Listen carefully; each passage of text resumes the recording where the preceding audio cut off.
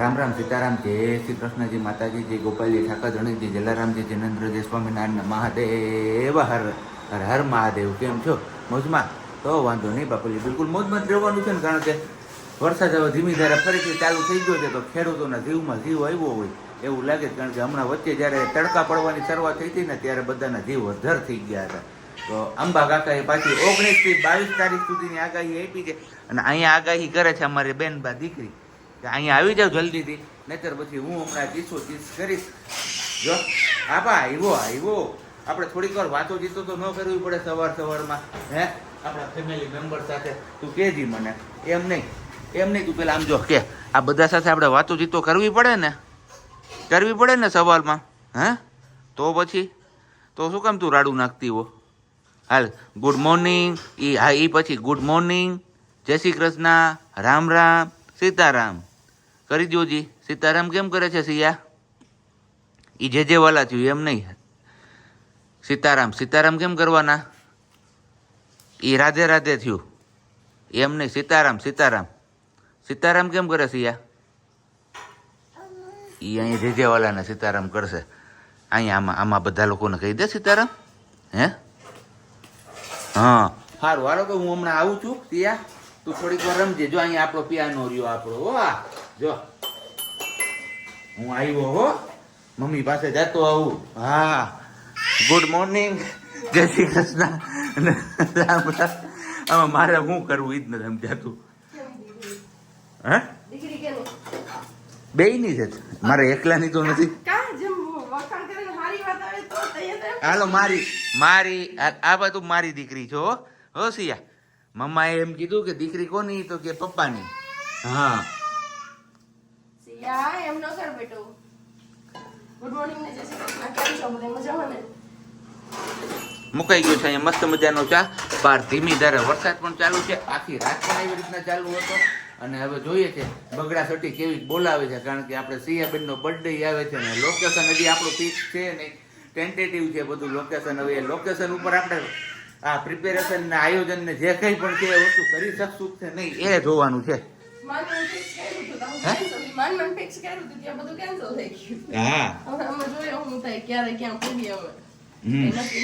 વરસાદ ઉપર જ મોટા ભાગે આધાર હતો આપણો, એટલે લોકેશન રિવીલ નહોતું કર્યું.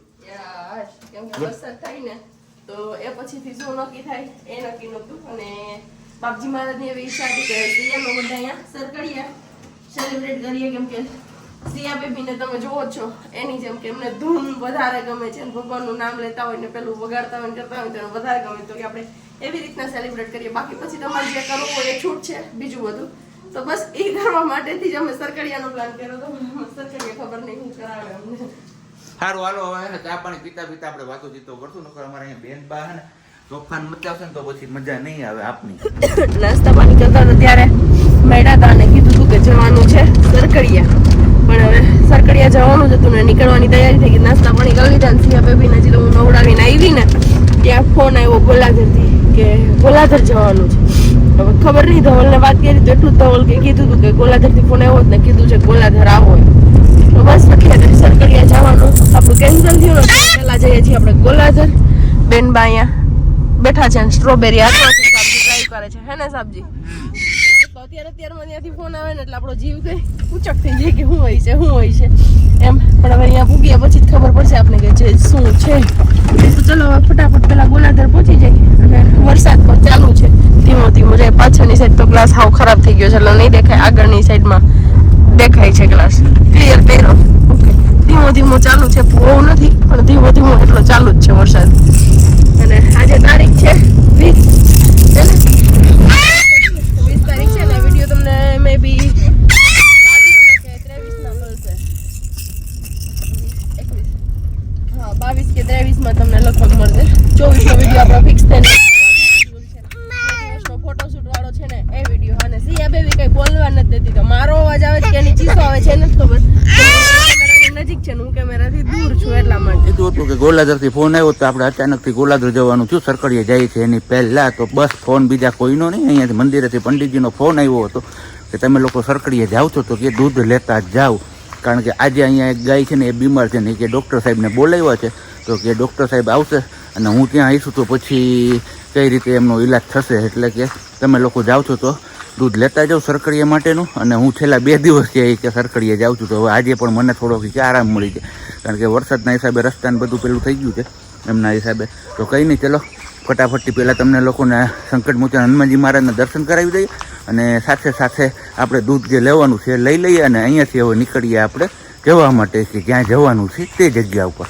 બાકી તો ચલો આજે હવે તમારા નસીબમાં સંકટમોચન હનુમાનજી મહારાજના દર્શન પણ લખ્યા છે, તો તમને લોકોને કરાવી જ દઈએ. જય સંકટમોચન હનુમાનજી મહારાજ.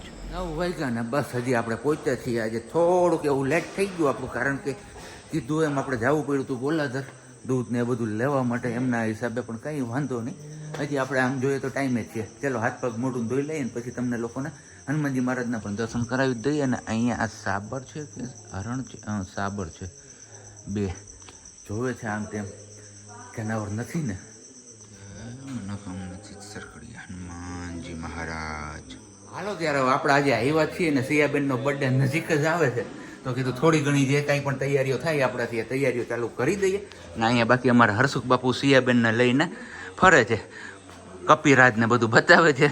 બહાર જોજો જવામાં અહીંયા નકરું સેવારી ગયું ને તો પગ ક્યારે સ્લીપ થઈને કાંઈ નક્કી નહીં, અને ભાપ દઈને જઈએ હેઠા. કેમ સિયા? ભાપ દઈને હેઠા આવ્યા જઈએ ને આપણે, હે એવું થઈ જાય ને. અને બાકી બસ આપણે જે હનુમાન ચાલીસાના પાઠ અખંડ ચાલુ છે એ ચાલુ છે ને અત્યારે ડ્યુટી છે આપણે હરિરામ બાપુની. તો હરિરામ બાપુ પાઠ કરે છે ને અહીંયા અમારો પેલો સામાન જે છે એ ગોતવાનું છે, એ ગોતે છે.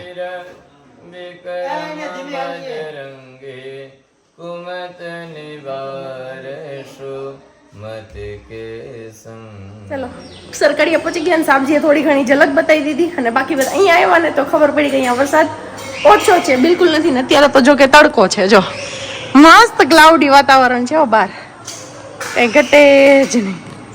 એક જ મિનિટ છે ને, જોરદાર નજારો છે.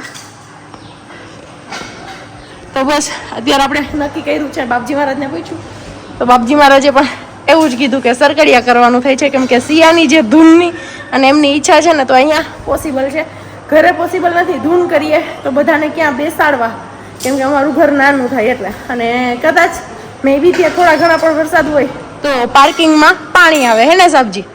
એ પ્રશ્ન છે ને, એના માટે આપણે વાડી રાખવી કંઈ પોસાય નહીં, કેમ કે એમનું ચાર્જ વધી જાય. તો બસ નક્કી કર્યું છે કે સરકડીયા બનશે. અને બાપજીએ કીધું છે કે વરસાદ નહીં આવે, 99.99% તો વરસાદ નહીં આવે કે એવો કાંઈ પ્રશ્ન નહીં થાય. તો બસ હવે ફાઇનલ તૈયારીમાં લાગી ગયા છીએ.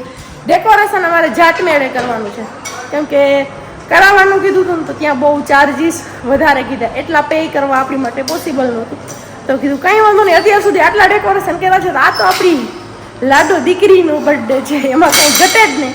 અને ગયા વર્ષે 20 તારીખે ફાઇનલી ચેકઅપ માટે ગયા હતા, અને ડૉક્ટર સાહેબે તારીખ નહોતી આપી, તારીખ તો 13 ઓગસ્ટ જ આપી હતી. મેં તમને અગાઉ પણ કહી દીધું કે ફાઇનલ ડ્યુ ડેટ 13 ઓગસ્ટની હતી, પણ 1 તારીખે તે વાર આપ્યો તો અમને કે આ વીકમાં અને અથવા તો આવતા વીકમાં, એટલે કે આ મંગળ બુધમાં અથવા તો આવતા મંગળ બુધમાં આપણે સર્જરી કરીશું, મીન્સ કે સી સેક્શન કરીશું એમ ડૉક્ટરે કીધું હતું.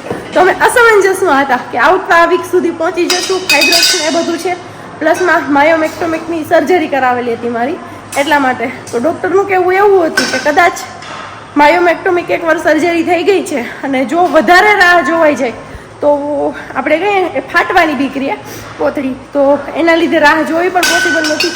અને વહેલું થતું હતું તો અમને એમ થતું હતું કે એકાદ અઠવાડિયું વહી જાય ને તો હજી બેબી થોડુંક હેલ્ધી થઈ જાય એમ.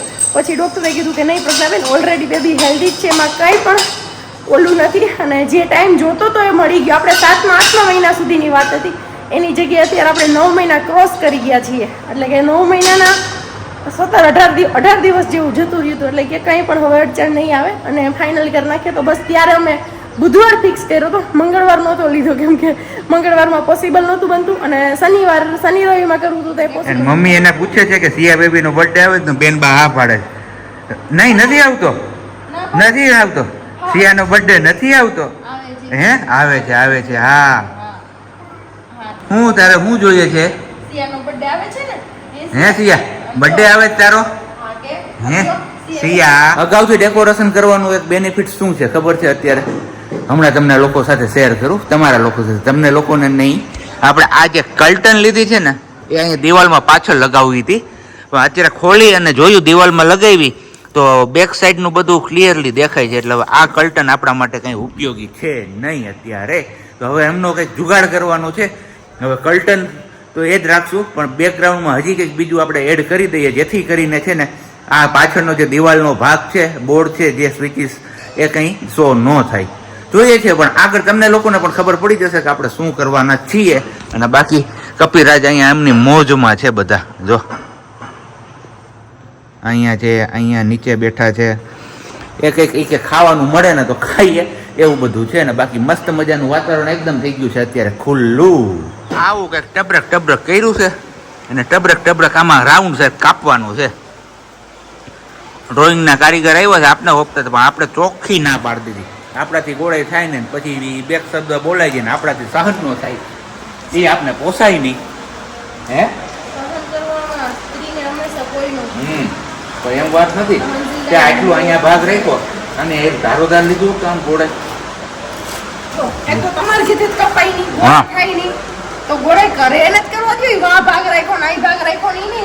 ટૂંકું થઈ જાય ને એટલું હું એમ કઉ છું. ઓલું માપે મસ્ત લાગે. તો કઈ નહીં કરો. કેટલા વાગ્યા? પોણા 3 ટાઈમની કઈ ખબર નથી. સવારના હમણાં કન્ટિન્યુ છે અને અમારા સાબજીની થોડીક બુદ્ધિ દોડી તો એમણે કંઈક આઈડિયા દીધો ને આઈડિયા અમે યુઝ કર્યો. તો બસ આવી રીતનું કંઈક કર્યું છે અને જે દેખાવ આવે છે જોરદાર, કંઈ ઘટે જ નહીં. હે ને સાબજી? હજી પૂરું નથી થયું, પણ થેન્ક યુ સો મચ આટલો મસ્ત આઈડિયા આપવા માટે. આભાર. આ ચોટાડું નકા હુકાઈ જાય ને. આ જો હવે એટલું છે ને, હજી જાજા ફોટા છે. એ જ વાત છે, ગમ ઓછો છે અને કામમાં ધ્યાન છે. તો કામ કરી લ્યો, મોબાઈલ તમે કન્ટિન્યુ કરી લ્યો અને એ બે ફોટા મને આપી દો ફટાફટથી.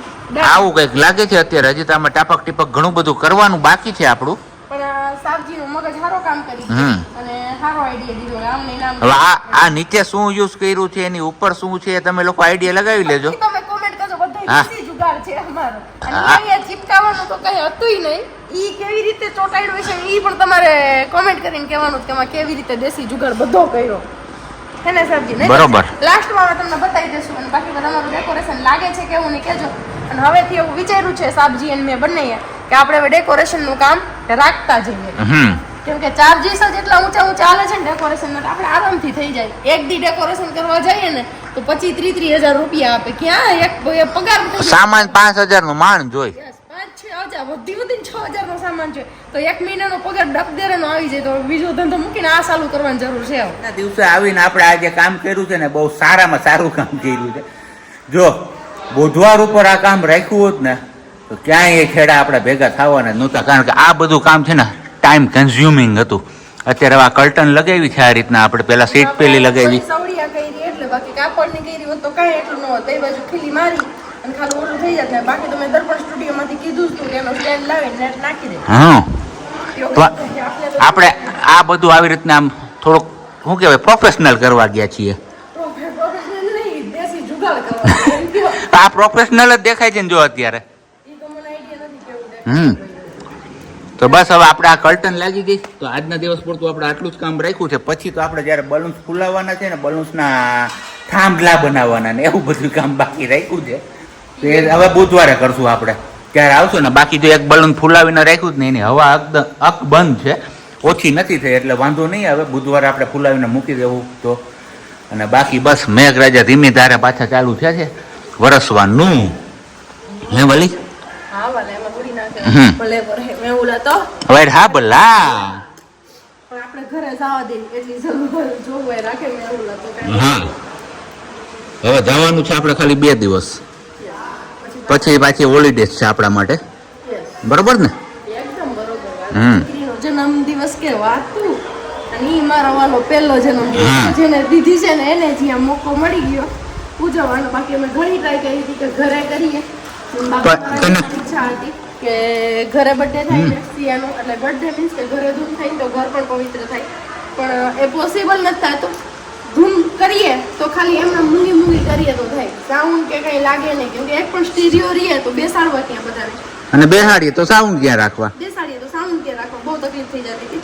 એટલે પણ કીધું કાંઈ વાંધો નહીં, આજે હપ્તે હપ્તે કર્યું ને એ મનમનજી મારા ખૂબ બંગલાની ઈચ્છા એ હપ્તે હપ્તે કરાવી દે તો થઈ જાય હે ને વાલા. અને બાકી વાલી જો અહીંયા હે ને આપણે એક ફોક્સ લગાડવી છે પછી તે દિવસે, ઓકે ડન. એટલે હું લાઇટિંગ ને ફોટોગ્રાફી ને શૂટિંગ ને બધું મસ્ત આવે, તો આ લોકોને જોવાની મજા આવે વિડીયોઝ.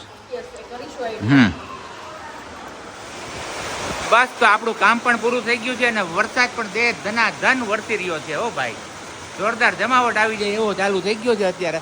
પણ આ વધારે વધે અને પાણી અહીંયા બધું એકઠું થાય એની પહેલા આપણે હવે નીકળી જવાનો વિચાર છે, કારણ કે આ બધે જો પાણી ચાલુ થઈ જાય તો પછી તકલીફ પડી જાય આપણે અહીંયાથી નીકળવામાં. બાકી ગિરનાર ઉપર તમે જોઈ શકો છો એકદમ જોરદાર પડતો હશે આ સાઈડ, અને સેમ એવી જ રીતે આ સાઈડ પણ. તો આવી કંઈક મોજ છે ભાઈ સરકડિયામાં, જોરદાર ધમાકેદાર બેટિંગ કરી રહ્યા છે અત્યારે મેઘરાજા. પતરા ઉપરથી પાણી જોવો તમે. હાલ અત્યારે કરતા હતા આપણે ડેકોરેશન, જો કે ડેકોરેશન નું કામ તો ડન થઈ ગયું. હા ડન થઈ ગયું ને, તમારા લોકો સાથે વાતે શેર કરી. યસ, પણ વરસાદે અત્યારે દીધી જેવી ના કરતી એવી તો બધી ગાડીઓ હવે ભાગી ફટાફટ થી બધાને ખાલી કરાવ્યું સરકડિયા. યસ, ખોડિયાર ગુનો ફટાફટ ક્રોસ કરી લઈએ. તો ખબર નહીં 24 તારીખ અમારે ઉડાવવાનું છે અહીંયા. થાય કે હજી ટ્રાન્સફર થાય કે ખબર નહીં. માંડ બેકગ્રાઉન્ડ પેક કર્યું છે અમે, તો જોઈએ કેટલું દૂર થાય અમારા માટે.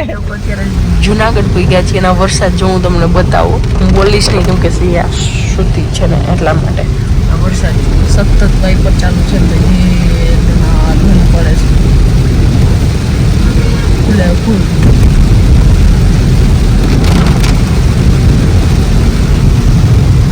જેમ જેમ આગળ જાય છે એમ વધે છે સબ્જી, વધે જ ને, ઘર નજીક આવે એમ વધતો જાય છે. આમ તો જો બરાબર પડે. આગળ કઈ ઝાડવું કે કઈ નથી દેખાતું. જો આ સાઈડ આ સાઈડ ઓલાગરમાં બહુ હોય છે. ક્યાં હોય ડોર દેખાતું પણ ને ઈ વાળો જ વરસાદ છે અત્યારે. જો ખાની ગાડી આવે છે ને સીધી બ્લર થઈ જાય. ખાવામાં ધ્યાન રાખી રાખીને નાખવું પડે એવું છે ને.